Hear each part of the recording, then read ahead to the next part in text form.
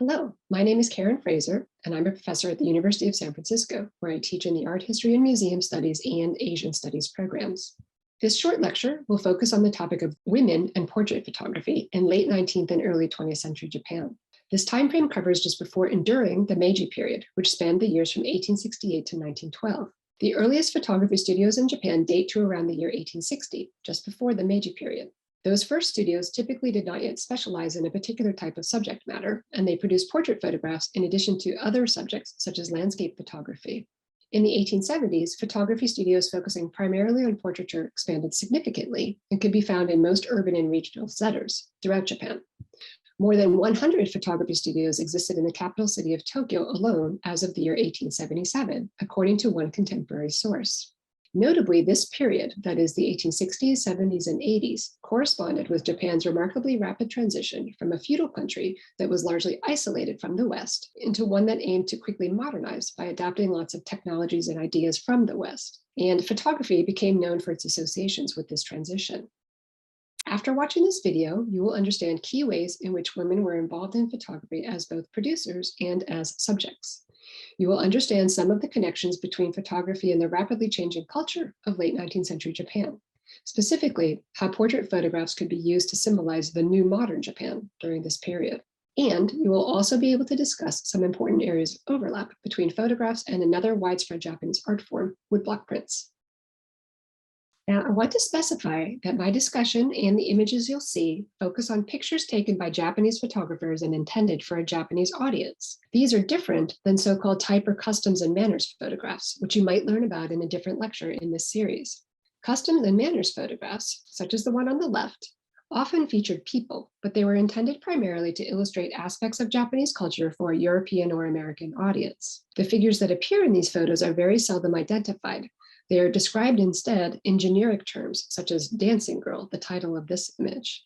Portraits such as the one on the right, on the other hand, are images where the sitter personally chose to have a photograph made of herself, perhaps to commemorate a special occasion. 19th century portraits you might see today often have titles like Portrait of a Woman or Sitter Unknown, but that's just because the name of the individual appearing in the image has been lost over time. When we think of women in photography during this period, two main themes might come to mind. The first is women taking photographs, and the second is women as subjects appearing in photographs. In this next section, I will highlight three specific examples that illustrate a range of women's work in the photography industry, and after that, we'll look at women as subjects. One of the very earliest female photographers was a woman named Shima Ryū. She is known especially for a series of images produced around 1864 to 1865. These were portraits that she made of her husband, Shima Kakoku, who was a well-known artist and photographer. As you can see in these two portraits of Kakoku, he is shown smiling and laughing. This is quite unusual for portraits at this time, given that the exposure times were usually at least 30 seconds or a minute, and people typically did not smile in photos. His seemingly casual manner here hints perhaps at the collaborative nature of their relationship. In the 20th century, several hundred photos and glass plate negatives were discovered in the home of one of their descendants. These were believed to have been taken by Kakoku, who had opened a studio in Tokyo around the time that these two portraits were made. But the existence of these two photographs that feature him as a subject taken by his wife raises the question of whether some significant portion of the photos originally attributed to him may have in fact been made by her instead. Documentation discovered in the later 20th century, written by Ryū herself, notes that she took most of the images produced in their studio, as her husband was so busy with other duties. And after her husband's death in 1870, she opened her own studio back in her hometown in what is now Gunma Prefecture, although we don't have much more information about its operation at this time. It is my belief that this example of a woman being involved with her husband's photography business was probably not unusual. Photography studios often were family businesses, and in many family businesses, the wife would play a role in helping to run the shop along with other family members. Given this, I think it is likely the case that many women might have taken photos or at least assisted in the process, but that the results ultimately were credited to their husbands or to their family's studio name. Unfortunately, at this time, we don't have that much documentation that directly supports this, but I suspect there is corroborating evidence that just hasn't been brought to light yet. A second important female photographer, Hanawa Yoshino, also established her own photography studio in 1877. The image that you see here is her studio insignia. These designs were typically printed on studio advertising and on the cardboard mounts that photos were usually attached to. A fascinating woodblock print from the period purports to show her next to a camera. This print's title includes the phrase kaika at the top left, which refers to bunmei kaika, and this was kind of a buzzword of the 1870s and 1880s, referring to the idea of civilization and enlightenment. This was a concept synonymous with Japan's rapid modernization and integration of a number of different technologies associated with the West, which included cameras and photography. So the print clearly highlights how she and her studio are representative of this new trend of photography. Some of the colors used, especially the vivid red of the background on the top half and the purple in the stripes on her kimono, were also associated stylistically with bunmei kaika woodblock print images. So the colors in and of themselves indicate that the subject being shown is very contemporary, and thus the print is signaling that both she and her photography business were modern and stylish. Hanawa's studio was located near Tokyo's theater district, and she specialized in portraits of kabuki actors. And she was definitely quite distinctive in establishing her own photography business, which was pretty rare for a woman at the time. However, she was also the sister-in-law of a kabuki actor. So just like Shima Ryū, there was an important family connection that perhaps gave her entry into photographing the theater world. She unfortunately died quite young at age 36, just 7 years after opening her studio. The third and final example I'd like to highlight in this section of female photographers involves a woman named Tokuriki Sakuko. While we don't know all that much about her, she is notable because she wrote a first-person narrative titled True Story of a Woman Photographer that appeared in a woman's journal in 1907. She describes taking over her husband's photography business after his death in order to support herself. This echoes the idea I mentioned earlier that it was likely not that unusual for women to contribute to the operation of family photography studio businesses. And this essay is one important primary source document that testifies to this.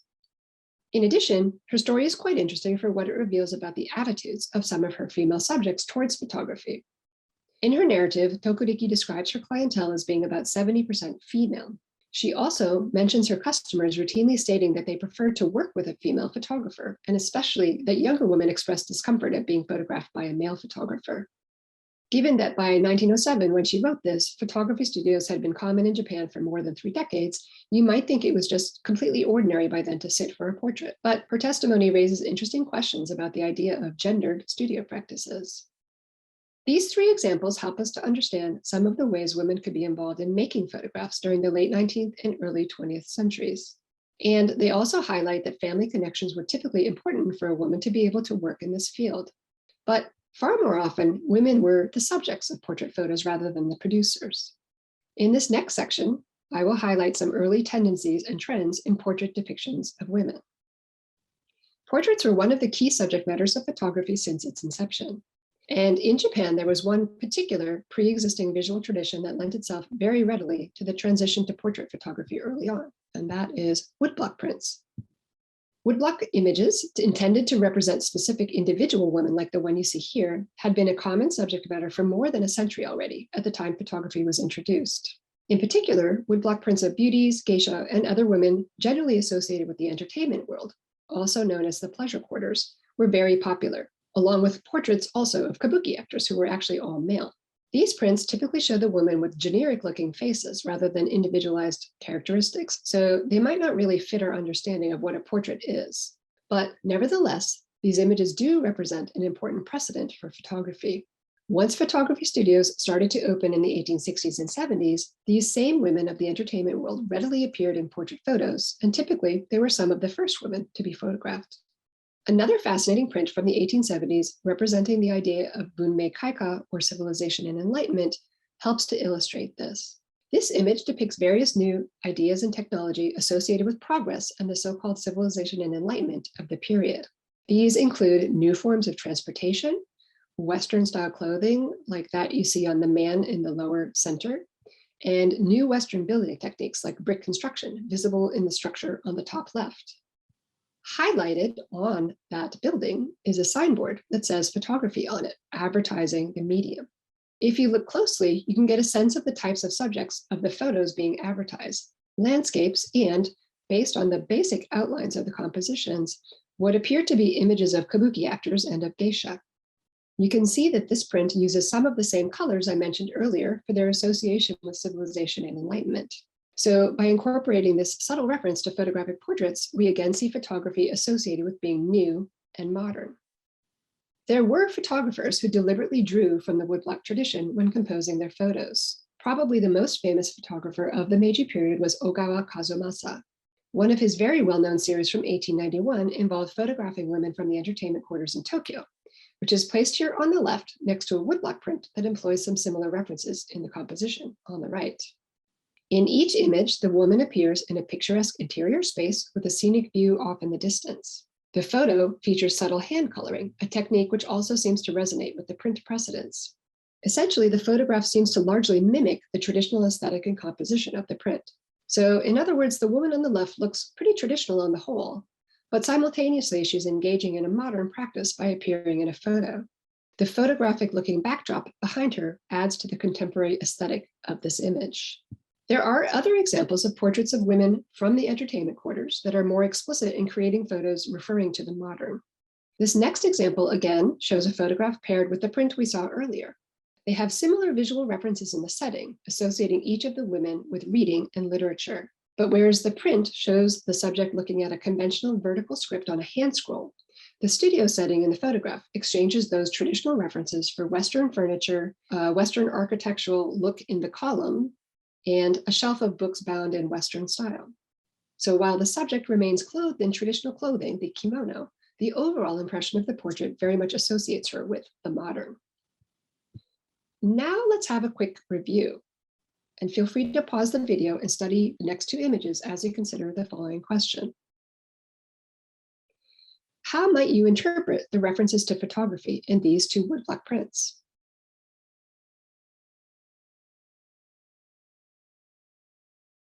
If you answered that, just like the previous civilization and enlightenment prints we saw, they seem to situate photography as something fashionable and trendy, and thus part of the exciting process of modernization, you'd be correct. As you look at the images, a few things probably stand out right away. The vivid color palette should remind you of those earlier print examples, particularly the bright red. The women are dressed in beautiful clothing and wear elaborate hairstyles, which suggests that they are fashionable women from the entertainment world, similar to the woman in the earlier prints shown, as well as the two photos we just looked at. And each of these figures holds two small images, which are black and white photographs. The titles of each print refer to photography. The carte de visite phrase in the title of the left image refers to a small format very often used for portrait photographs, and you can see the outlines of figures in the portraits each woman holds. So once again, we have the association of portrait photography as being this popular activity, including these fashionable women enjoying looking at portrait photos. So importantly, it's not just sitting in or appearing for a photograph, but rather actually interacting with photographs by looking at them is also a modern activity. So we've established that at least some women were able to become photographers themselves, but much more commonly women were portrait subjects rather than portrait producers. And we know that women from the entertainment world were among the most frequent subjects in early portraiture. But women from all walks of life appear in portraits as well.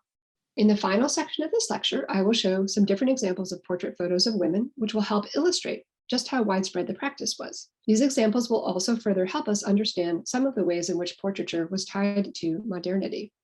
As I mentioned earlier, there were said to be over 100 studios just in the city of Tokyo by 1877, which helps illustrate how widespread photography became in the first decade of the Meiji period.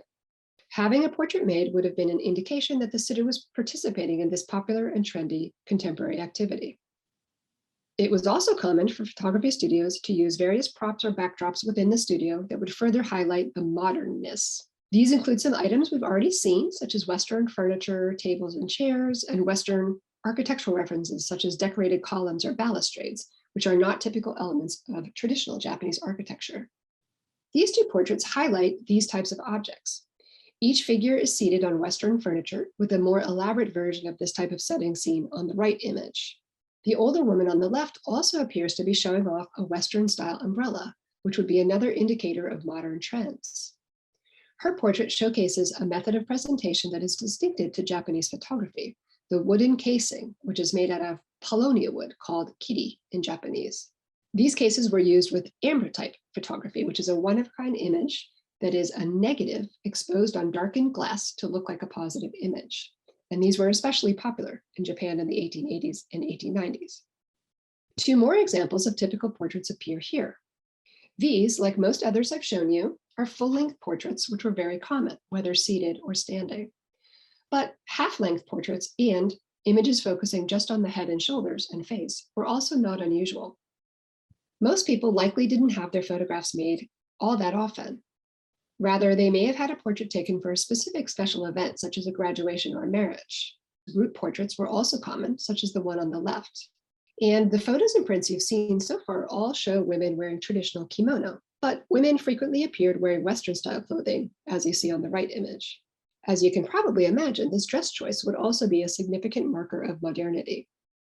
Another interesting pair of articles appearing in the journal Fujin Sekai, or Woman's World, in 1906, specifically talks about all the ways a female sitter should prepare for a portrait sitting to ensure that she looks her best. These articles discuss what type of clothing patterns photograph best, what kind of makeup to wear, how to pose to highlight certain features and downplay poor features, and more. Clearly, there was a market for this type of information even nearly 50 years after the first photography studios had opened. Let's conclude by looking at one important female subject that was also a high-profile public figure. That is the Empress Shoken, the wife of the Meiji Emperor. This image, taken in 1872, is the first official portrait photo of her, showing her wearing traditional court dress. It is subtly hand-colored, similar to the photograph by Ogawa shown previously. This is actually one of two important photos made at the time, the other featuring her husband, similarly attired in traditional clothing. This was very early in the Meiji period, and government officials soon determined that this was not quite the public image of a rapidly changing Japan that they wanted to present to the country or to the world. A portrait made the next year that featured the Meiji Emperor wearing a new Western-style military uniform and short hair was deemed to be a much more effective and modern symbol for the nation. Empress Shoken did not adapt Western clothing in public herself until almost 15 years later. But in 1889, several years after she'd started routinely wearing Western clothes, another official portrait was made. This photo shows her wearing an elaborate gown, tiara, and jewelry. Other women from the nobility were also photographed wearing Western-style clothing. And just like the emperor's photo from 1873, these images functioned, at least in part, to model a suitably modern and up-to-date style, as well as photographic behavior for the broader population. But I do want to note that women of all ranks did continue to wear traditional clothing, the kimono, as well. So portraits of the empress and other elite women wearing both traditional and Western-style clothing are common, especially from the late 1880s on. Portraits of these elite women then, in turn, regularly appeared in mass publications by the turn of the century, printed with the latest publishing technologies that allowed for the inclusion of high-quality photographic reproductions. The example shown here includes the empress's portrait in a journal called The Illustrated Nippon in 1904. And in another twist that links photography to other newer forms of print technologies, images of the nobility based on photographic portraits also began to be reproduced in lithography, as seen in this example, which includes both the empress and the emperor. So it's quite fascinating, right? We started with photography seeming to borrow from woodblock prints, and now we see other forms of printing borrowing in turn from photography. I hope you've enjoyed this short introduction to the topic of women in portrait photography in late 19th century Japan. This presentation hints at a number of avenues for further exploration, including the presence of the male gaze and gendered practices more generally, how portraits were tied to class and status during the process of modernization, and understanding various overlaps between different forms of printing technologies. There is still a lot of research and archival recovery to be done regarding the early history of Japanese photography and women's roles within it. I hope you'll be inspired to investigate further.